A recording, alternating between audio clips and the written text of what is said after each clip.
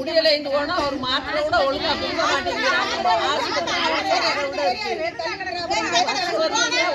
ஒழுங்கா எதுவுமே நடக்கல.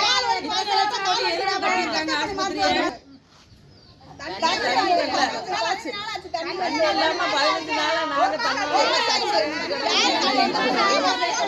போய் பாக்குறோம்.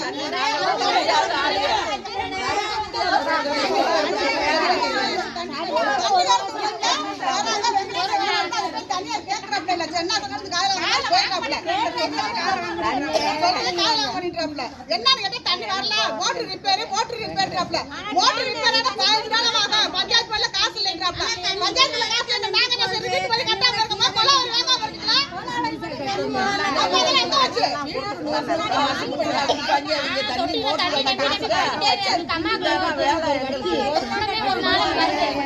எதுக்காண்டி தொட்டியில மட்டும் தண்ணி நம்ப போகுது? தண்ணி இல்லைன்றவங்க அங்க எப்படி சார் தண்ணி போடுவா? அம்மா தண்ணிய பாய்ச்சிருக்காங்க.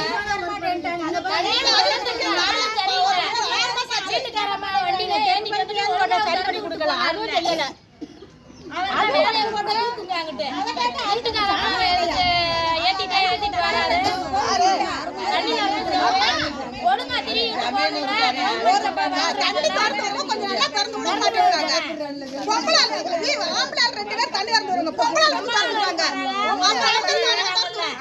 கேட்டோம்னா சட்டம் நாம தெருவுல ஓயிடுறாங்க.